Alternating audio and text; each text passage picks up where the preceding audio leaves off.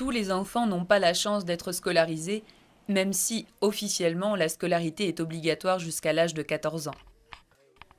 Le trafic d'enfants, vendus pour être exploités tels des esclaves, est combattu par l'État. Cependant, certains trafiquants réussissent à passer à travers les mailles du filet et livrent leur proie dans les pays voisins. En 2005, l'UNICEF dénombrait environ 200 000 enfants victimes de ce trafic, le Bénin étant considéré comme une véritable plaque tournante de cet odieux marché en Afrique de l'Ouest. Ceux-là ont la chance malgré tout d'avoir un petit boulot alimentaire.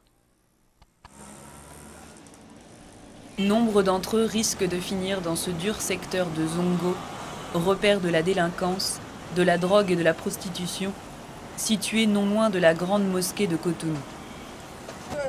Et tu as plus tes parents? Tu vis tout seul dans la rue? Et comment tu fais pour te débrouiller pour manger? Je m'en vais sur les paliers et aller demander pour manger. Tu demandes la mendicité, que les gens y t'aident?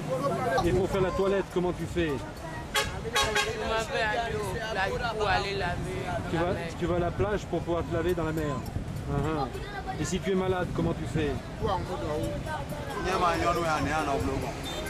je n'ai pas déjà encore rentré dans une maladie. Est-ce que tu es allé déjà à l'école? Oui. Jusqu'à présent? Et depuis que tu es allé jusqu'au CM2? CM1? CM1.